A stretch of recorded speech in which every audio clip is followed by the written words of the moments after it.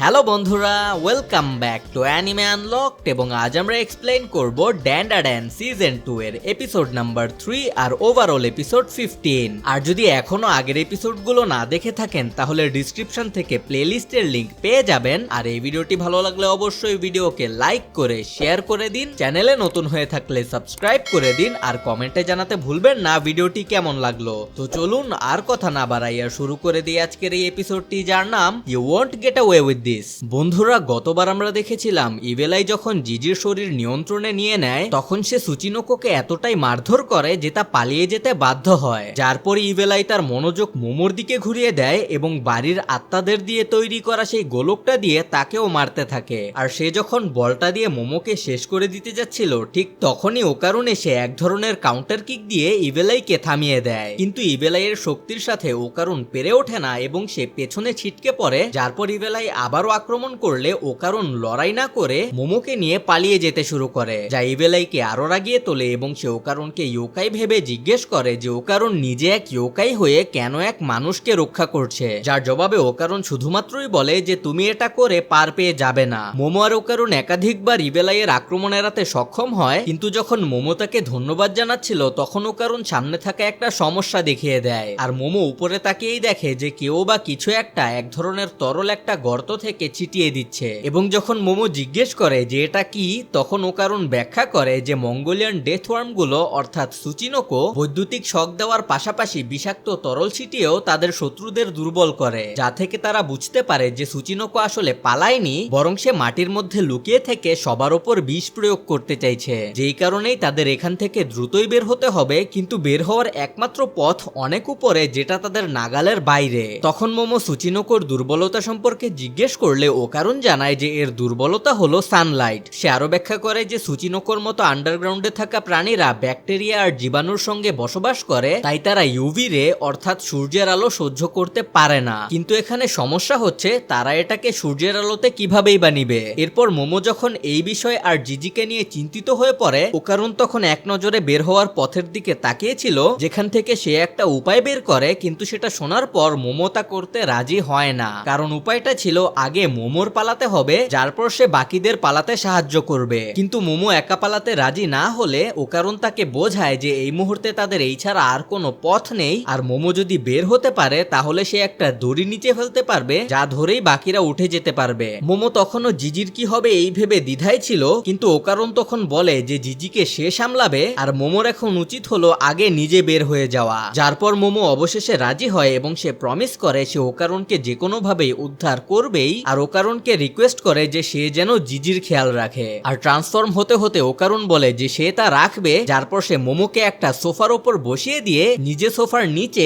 পা মুড়িয়ে শুয়ে পড়ে। তখন বিভ্রান্ত মোমো জিজ্ঞেস করে যে এখানে প্ল্যানটা কি, আর ওকারুন জানায় যে সে যতটা সম্ভব উঁচুতে এই সোফাটাকে লাথি মেরে ছুড়ে দেবে, যার পর সঠিক সময়ে মোমো তার নিজের শক্তি ব্যবহার করে সোফা থেকে নিজেকে লঞ্চ করে উপরের দিকে উঠে পিঠ থেকে বেরিয়ে যাবে, আর এটাকে সে একটা মাল্টি স্টেজ রকেটের মতো কিছু বলে। এইসব শুনে মোমো ভয় পেয়ে যায় এবং তাকে থামতে বলে, কিন্তু ওকারুন ততক্ষণে কাউন্টডাউন শুরু করে দিয়েছে, যার পর সে সোফাটা যথেষ্ট উঁচুতে লঞ্চ করে দেয়, যার ফলে মোমো তার ক্ষমতা ব্যবহার করে গর্ত থেকে অল্পের জন্য হলেও বের হয়ে যায়। কিন্তু মোমোকে বাইরে পাঠিয়ে দিয়ে একটু স্বস্তি পাওয়ার পরই ওকারুনের সামনে ইভেলাই চলে আসে, যে ওকারুনকে বলে যে তার খুশি হওয়া উচিত কারণ সেই তাদের মধ্যে প্রথম যে মরবে। তখন ওকারুন আবারও প্রস্তুত হয়ে যায় এবং ইভেলাইকে মনে করিয়ে দেয় যে সে আগেই বলেছে এইসব করে ইভেলাইটা পার পাবে না। উপরে পুরো বাড়ির ভেতরে মোমো কোনো দড়ি না পেয়ে জানালার পর্দা ছিঁড়ে ওকারুনের জন্য দড়ি বানায়, কিন্তু সেটাও অনেক ছোট হয় যা নিচ পর্যন্ত পৌঁছায় না।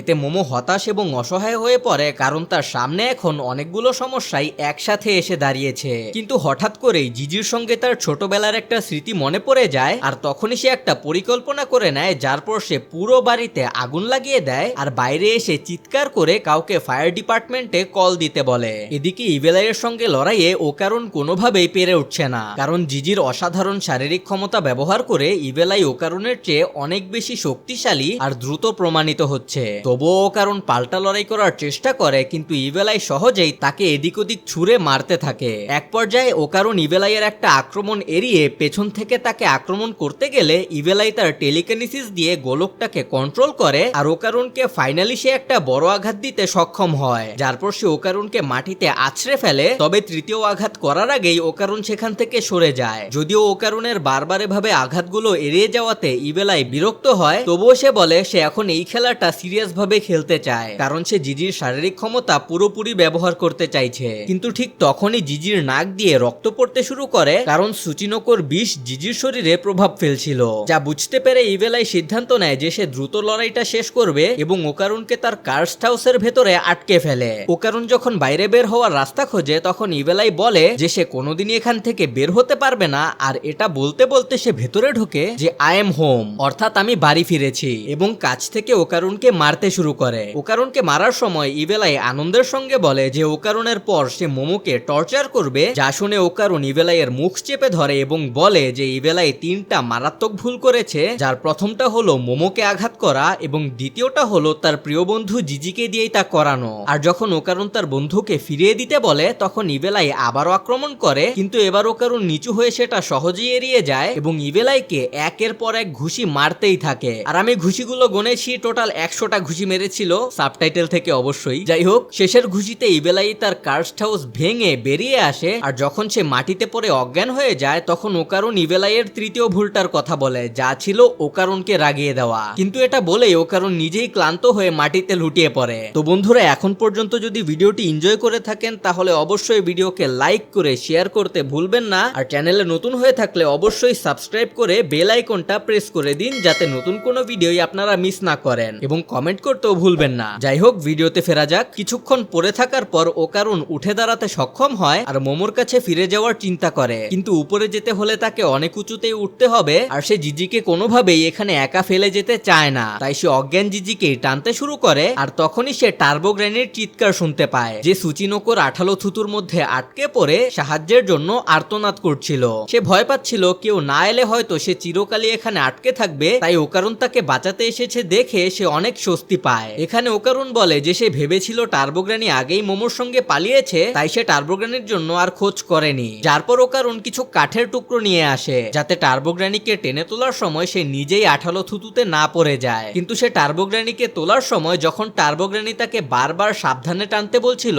তখন ওকারুন যে কাঠের ওপর দাঁড়িয়ে ছিল তা ফসকে যায়, আর যদিও সে টার্বো গ্র্যানিকে বের করতে সক্ষম হয়, তবে ওকারুন নিজেই সেখানে পড়ে যায় এবং টার্বো গ্র্যানিও আবারও সেখানে পড়ে যায়। যার পর রাগে টার্বো গ্র্যানি জিজ্ঞেস করে যে ওকারুন তার শক্তি ব্যবহার করছে না কেন, যার জবাবে ওকারুন বলে যে সে এখন আর তা করতে পারবে না, কারণ আগেই সে 2বার ফুল থ্রটল ব্যবহার করেছে। যা শুনে টার্বো গ্র্যানি বলে যে তারা তাহলে শেষ, আর দুইজন মিলেই সাহায্যের আশায় মোমোর নাম ধরে চিৎকার করতে থাকে। উপরে মোমো সমস্যায় পড়ে যায় যখন পুলিশ জানতে পারে যে সেই বাড়িতে আগুন লাগিয়েছে। সে বোঝানোর চেষ্টা করে যে এই বাড়িতে কিটো ফ্যামিলি শত শত মানুষকে হত্যা করেছে, কিন্তু পুলিশ বলে যে এই বাড়িটা কিটোদের না, বরং এটা এনজোজি ফ্যামিলির মালিকানাধীন। তারা জিজ্ঞেস করে যে মোমোর এনজোজিদের সাথে কোনো ব্যক্তিগত শত্রুতা আছে কিনা, এবং তাকে আরো জিজ্ঞাসাবাদের জন্য থানায় নিয়ে যেতে চায়। আর তখনই মোমো খেয়াল করে সূর্য অস্ত হতে আর বেশি সময় নেই, তাই সে ফায়ারম্যানদের অনুরোধ করে যেন তারা বাড়িতে নয় বরং মাটিতে পানি ছেটায়। এরপর যখন পুলিশ মোমোকে আটক করার চেষ্টা করছিল,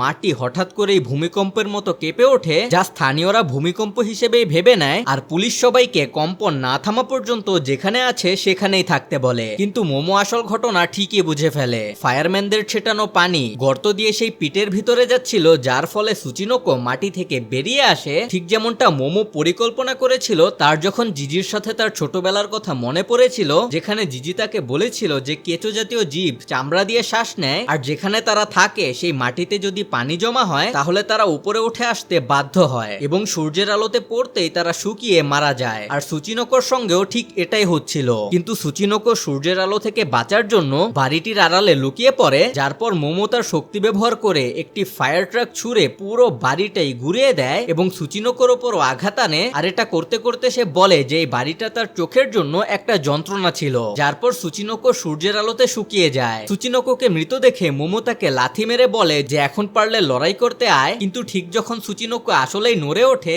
মোমো ভয়ে দৌড়ে পালিয়ে যায়। তবে দেখা যায় ওটা আসলে মরেই গেছে, সেই শরীরটা শুধু তার সদ্য খাওয়া খাবারগুলো বের করে দিচ্ছিল, মানে কিটো ফ্যামিলি, যারা তখনও মারা যায়নি। বিস্মিত হলেও কিটোদের জীবিত দেখে মোমো তাদের বলে যে এটা তাদের জন্য ভালো, কিন্তু নাকি কিটো খুশি হয় না, বরং জিজ্ঞেস করে মোমো কেন সুচিনোকোকে মেরে ফেললো। তখন মোমো তাকে মনে করিয়ে দেয় যে ওটা তো তাদের গিলে ফেলেছিল, এবং বলে যে এখন তাদের কাজের জন্য মোমোর কাছে সময় নেই, কারণ সে ওকারুন আর জিজিকে বাঁচাতে যাবে। আর ঠিক যখন মোমো চলে যেতে নিচ্ছিল, মাটি আবারও কাঁপতে শুরু করে এবং নাকিকিটো মোমোকে দোষ দিতে শুরু করে। আর তখনই দেখা যায় এই কাঁপা সাধারণ ভূমিকম্পের ছিল না, বরং ছিল সেই আগ্নেয়গিরির বিস্ফোরণের ফল। আর এর মাধ্যমেই এই এপিসোডটি শেষ হয়ে যায়। তো বন্ধুরা, এই ছিল ড্যান্ডাড্যান সিজন 2 এপিসোড 3 এর এক্সপ্লেনেশন। আশা করি আপনাদের ভালো লেগেছে। আর যদি ভালো লেগে থাকে তাহলে অবশ্যই ভিডিওকে লাইক করে শেয়ার করে দিন। চ্যানেলে নতুন হয়ে থাকলে সাবস্ক্রাইব করে দিন, কারণ আমরা এই পুরো সিরিজটাই এই চ্যানেলে কভার করতে চলেছি। আর কমেন্টে অবশ্যই জানাবেন ভিডিওটি কেমন লাগলো। এতে আমাদের অ্যালগরিদমে অনেক হেল্প হবে, প্লাস আমাদের মোটিভেশনেও ভালো কাজ করবে। তো যাই হোক,